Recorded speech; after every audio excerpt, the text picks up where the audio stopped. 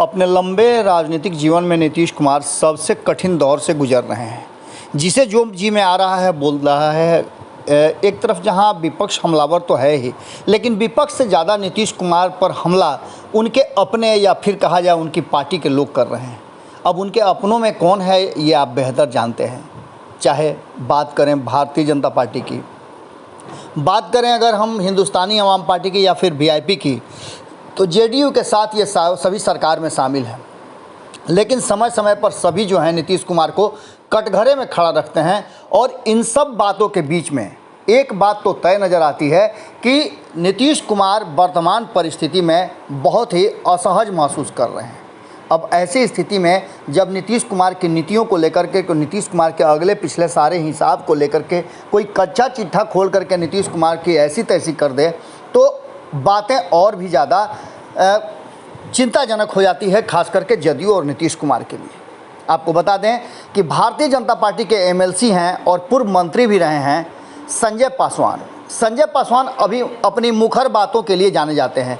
आपको बता दें कि संजय पासवान जिस तरह से अपनी बातों को रखते हैं, उसे देख करके आप अंदाज़ा लगा सकते हैं कि वो अपनी बातें किस तरह से करते हैं। जब अपनी पार्टी को नहीं छोड़ते हैं तो फिर और किसी को क्या वो छोड़ेंगे।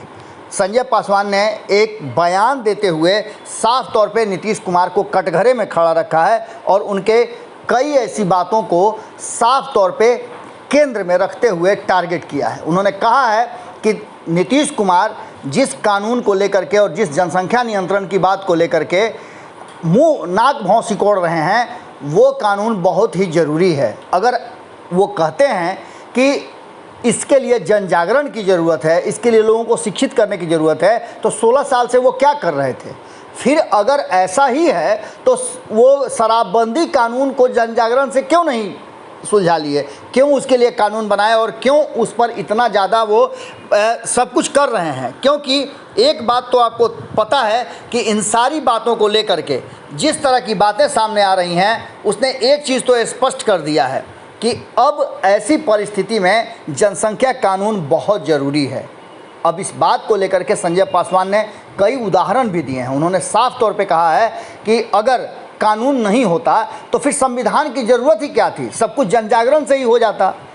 अब नीतीश कुमार को कटघरे में खड़ा करते हुए संजय पासवान इससे पहले भी नीतीश कुमार को लेकर के और नीतीश कुमार के मुख्यमंत्री बनने को लेकर के भी कई बातें कह चुके हैं। यहाँ तक कि हाल फिलहाल में आपने सुना होगा कि किस तरह से वो विधान परिषद की समिति से अपने आप को इस्तीफा दे करके अलग कर लिए थे। हमने उनसे बात भी किया था। अब जबकि संजय पासवान मुखर होकर के अपनी बात रख रहे हैं, तो उनकी बातों को यूं ही नज़रअंदाज नहीं किया जा सकता है। भारतीय जनता पार्टी के भीतर क्या कुछ चल रहा है, इसका सीधा सीधा प्रारूप अगर कहें तो संजय पासवान का वो बयान है। आपको एक और चीज़ बता देते हैं कि संजय पासवान ने इन बातों को रखते हुए एक बात और कही है कि जिस तरह से आरसीपी सिंह जनसंख्या कानून का समर्थन कर रहे हैं, जिस तरह से उनके खुद बहुत ही करीबी उपेंद्र कुशवाहा जो कि संसदीय बोर्ड के अध्यक्ष भी हैं, वो भी इस कानून को लेकर के बात कर रहे हैं, तो फिर आप क्यों इस कानून की नुक्ताचीनी कर रहे हैं, ये बात वो सीधी तौर पे पूछ रहे हैं नीतीश कुमार से। इन सारी बातों को लेकर के अब आमने सामने तलवारें खींच गई है। एक तरफ जहां आपको बता दें कि संजय पासवान ने नीतीश कुमार की ऐसी तैसी कर दी है, वहीं इससे पहले भी भारतीय जनता पार्टी के कई नेताओं सहित उनके खुद के दल के नेता उन पर उंगली उठा रहे हैं। अब ऐसे में नीतीश कुमार क्या करेंगे, ये देखने वाली बात होगी। जुड़े रहिएगा भारत लाइव के साथ, खबरें अभी और भी है। धन्यवाद। अगर ये वीडियो पसंद आई और वह बिहार के राजनीति और बिहारियत से सरोकार रखेनी तो सब्सक्राइब बटन दबा के चैनल के सब्सक्राइब कर ली। ओजे एगो घंटी बा, ओकरा बटन दबा देला से कुल सटीक और मारक खबर रुआ मुफ्त में मिल जाई। अगर रुआ पत्रकारिता के हमनी के नया प्रयोग में सहयोग कर चाहतानी तो ज्वाइन बटन दबा दी। पेटीएम नंबर नोट कर ली 9386816700। धन्यवाद।